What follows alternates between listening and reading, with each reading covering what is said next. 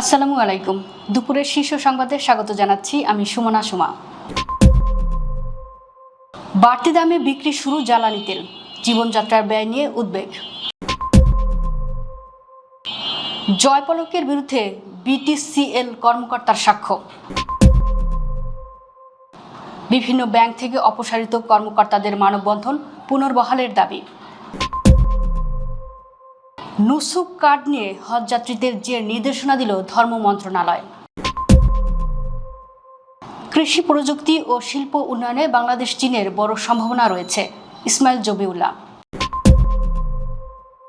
জ্বালানি তেলের মূল্য বৃদ্ধি জনজীবনে নতুন করে দুর্ভোগ, জামায়াতের সেক্রেটারি। 3 দেশ থেকে একদিনে এলো 34 প্রবাসীর মরদেহ। সন্ধ্যার মধ্যে 60 কিলোমিটার বেগে ঝড়ের শঙ্কা। জোড়া গোলে মায়ামিকে জেতালেন মেসি। লিবিয়া উপকূলে বাংলাদেশি সহ 17 অভিবাসীর মরদেহ উদ্ধার। নেতানিয়াহুর প্ররোচনায় ট্রাম্পের যুদ্ধের সিদ্ধান্ত, মার্কিন সেনারা ঝুঁকিতে, কমলা হ্যারিস। ভিজিট ভিসায় আর হজ করা যাবে না, সৌদির নতুন নির্দেশনা। শুনছিলেন শিরোনাম, এবার বিস্তারিত। মধ্যপ্রাচ্যে বিশেষ করে ইরানকে ঘিরে চলমান যুদ্ধ পরিস্থিতি ও বৈশ্বিক বাজারে অস্থিরতার প্রভাবে দেশের সব ধরনের জ্বালানি তেলের দাম বাড়িয়েছে সরকার। শনিবার প্রতি লিটারে 15 থেকে 20 টাকা পর্যন্ত মূল্য বৃদ্ধি করার ঘোষণা দেওয়া হয়েছে। রোববার থেকে তা কার্যকর করা হয়েছে। এখন জ্বালানি তেল কিনতে বাড়তি দাম গুনতে হচ্ছে গ্রাহকদের, যা ইতোমধ্যে সাধারণ মানুষের মধ্যে নানা ধরনের প্রতিক্রিয়া তৈরি করেছে। বিদ্যুৎ, জ্বালানি ও খনিজ সম্পদ বিভাগের নতুন নির্ধারিত দামে রোববার 19 এপ্রিল থেকে ডিজেল, পেট্রোল, অকটেন ও কেরোসিন বিক্রি হচ্ছে। নতুন দরে প্রতি লিটার ডিজেল 100 টাকা থেকে বেড়ে 115 টাকা, অকটেন 120 থেকে 140 টাকা, পেট্রোল 116 টাকা থেকে 135 টাকা এবং কেরোসিন 112 টাকা থেকে 130 টাকায় বিক্রি হচ্ছে। নতুন দাম কার্যকর হওয়ার পরও রাজধানীসহ বিভিন্ন এলাকায় ফিলিং স্টেশনে গ্রাহকদের চাপ না কমলেও ভোক্তাদের মধ্যে উদ্বেগ ও অসন্তোষ দুটোই দেখা গেছে। জুলাই গণঅভ্যুত্থানের সময় ইন্টারনেট বন্ধ করে হত্যাযজ্ঞের দায় মানবতাবিরোধী অপরাধের মামলায় ক্ষমতাচ্যুত প্রধানমন্ত্রী শেখ হাসিনার ছেলে সজীব ওয়াজেদ জয় ও সাবেক আইসিটি প্রতিমন্ত্রী জুনায়েদ আহমেদ পলকের বিরুদ্ধে 5ম সাক্ষ্য জবানবন্দি আজ।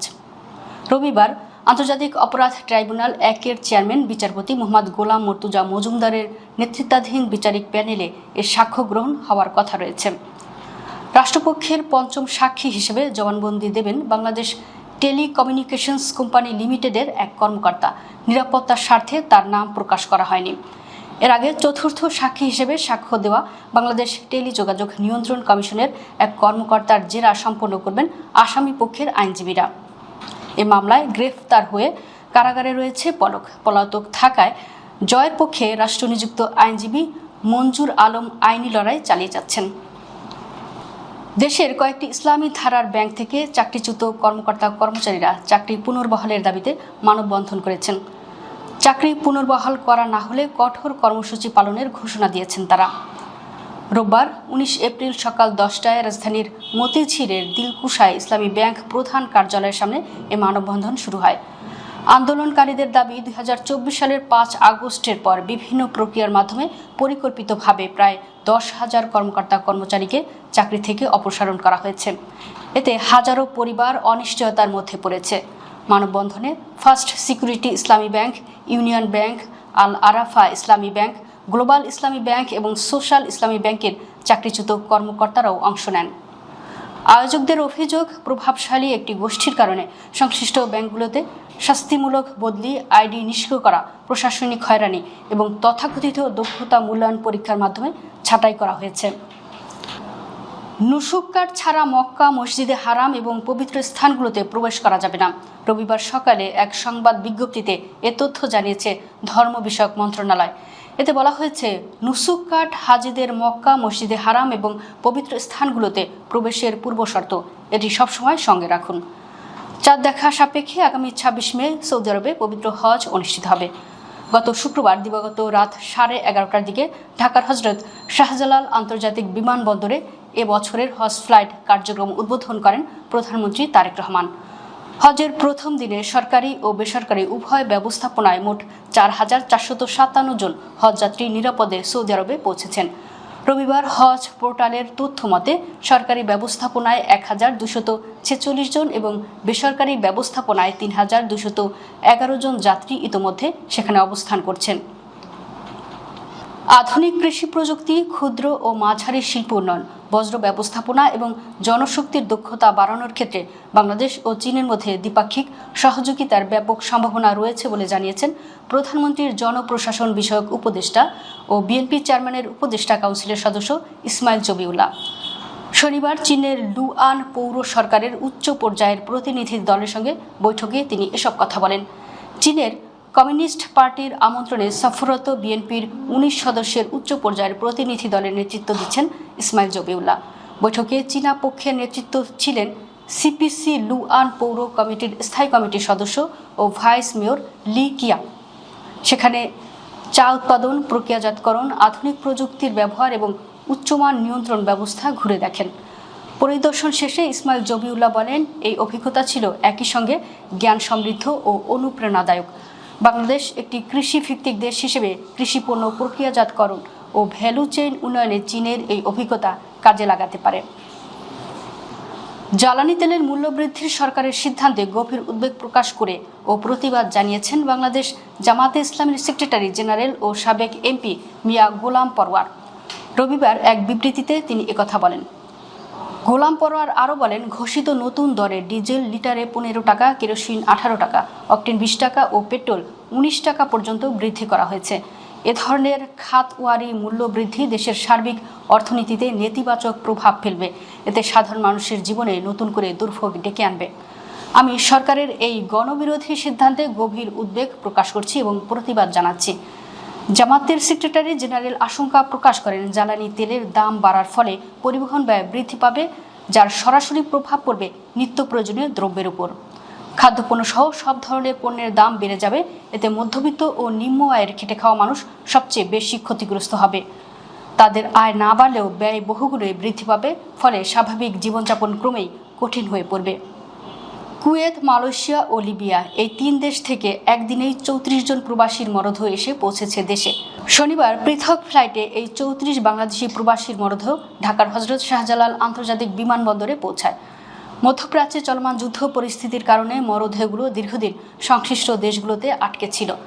প্রবাসী কল্যাণ ও বৈদেশিক কর্মসংস্থান মন্ত্রণালয়ের এক সংবাদ বিজ্ঞপ্তিতে এ তথ্য জানিয়েছে।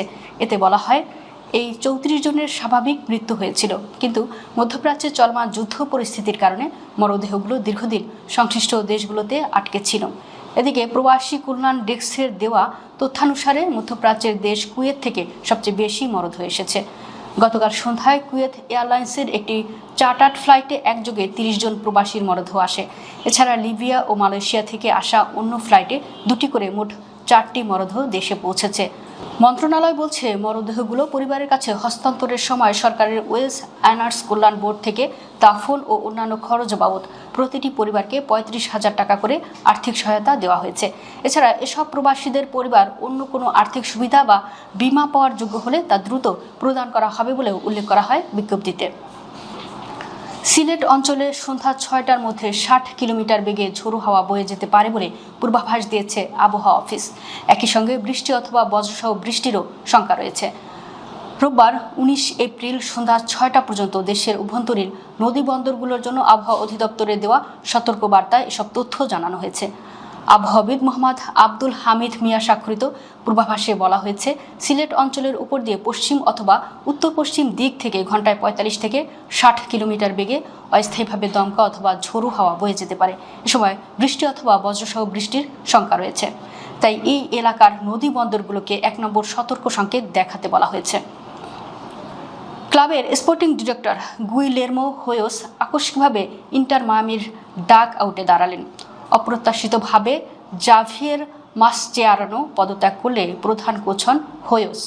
আর তার অভিষেক ম্যাচে মায়ামি 3-2 গোলে জিতেছে। লিওনেল মেসি করেছে জোড়া গোল। শনিবার কলোরাডো র্যাপিডসকে হারিয়ে মায়ামি 7 ম্যাচ অপরাজিত থাকল। লস অ্যাঞ্জেলস এফসির কাছে হার দিয়ে মৌসুম শুরু করা দলটি 8 ম্যাচে 15 পয়েন্ট নিয়ে MLS স্ট্যান্ডিংয়ে দ্বিতীয় স্থানে। 13তম মিনিটে পেনাল্টি থেকে মেসি গোলমুখ করেন। তারপর তার ৭৯তম মিনিটে জয়সূচক গোলে 3 পয়েন্ট আদায় করে মায়ামি। মাঝ মাঠ থেকে বল ছিনিয়ে নিয়ে মেসি ডান পাশ দিয়ে আক্রমণে যান। তারপর পেনাল্টি বক্সে ঢুকে কাটব্যাক করে 2 ডিফেন্ডারের ফাঁক গোলে শট নেন। ব্যাক পোস্টের ভেতর দিয়ে বল জালে জড়ায়। এই মৌসুমে 7 গোল করলেন মেসি। লিবিয়ার পশ্চিম উপকূলে বাংলাদেশি সহ অন্তত 17 অভিবাসীর মরদেহ উদ্ধার করা হয়েছে। নিহতদের সবাই অভিবাসন প্রত্যাশী বলে ধারণা করা হচ্ছে। উদ্ধার হওয়া মরদেহগুলোর মধ্যে একজন বাংলাদেশি নাগরিককে শনাক্ত করা হয়েছে। শনিবার ত্রিপোলীয় ভিত্তিক চিকিৎসকদের একটি দল এ তথ্য নিশ্চিত করেছে।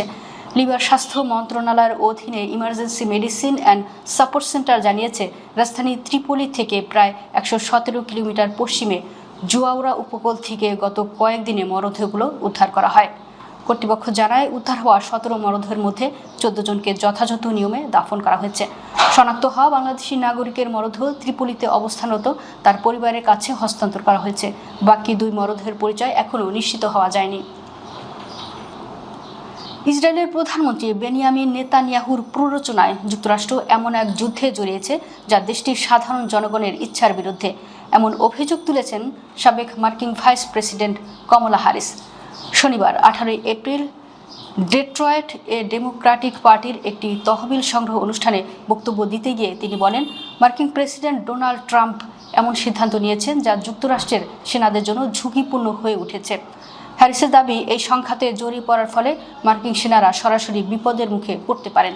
তিনি আরও বলেন, পুরো পরিস্থিতি এমনভাবে তৈরি হয়েছে যা যুক্তরাষ্ট্রের জনগণের প্রত্যাশার সঙ্গে সামঞ্জস্যপূর্ণ নয়। এবারের হজ মৌসুমকে সামনে রেখে কঠোর বিধিনিষেধ আরোপ করেছে সৌদি আরব। দেশটির কর্তৃপক্ষ জানিয়েছে, এখন থেকে যে কোনো ধরনের ভিজিট ভিসা দিয়ে হজ পালন করা যাবে না। পবিত্র মক্কা নগরীতে প্রবেশ নিয়ন্ত্রণ এবং হজ যাত্রীদের নিরাপত্তা নিশ্চিত করতে এই কড়াকড়ি আরোপ করা হয়েছে। সৌদি অভ্যন্তরীণ মন্ত্রণালয় জানিয়েছে, জিলকদ মাসের শুরু থেকে জিলহজ মাসের 14 তারিখ পর্যন্ত সময়কালে কেবল হজের আনুষ্ঠানিক অনুমতিপত্র পারমিট থাকলে মক্কা ও পবিত্র স্থানগুলোতে প্রবেশের অনুমতি পাওয়া যাবে। এই সময়ের মধ্যে অনুমতি ছাড়া কেউ মক্কায় প্রবেশ করলে বা সেখানে অবস্থান করে তা আইনত দণ্ডনীয় অপরাধ হিসেবে গণ্য হবে। দর্শক, ভিডিওটি শেষ পর্যন্ত দেখার জন্য আপনাকে অসংখ্য ধন্যবাদ। নিত্য নতুন ভিডিও পেতে আমাদের ইউটিউব চ্যানেলটি সাবস্ক্রাইব করুন এবং নিয়মিত নোটিফিকেশন পেতে বেল বাটনটি ক্লিক করুন। আমাদের ফেসবুক পেজটি ফলো করুন। এছাড়াও আমাদের ভিডিও লাইক, কমেন্ট ও শেয়ার করুন। আল্লাহ হাফেজ।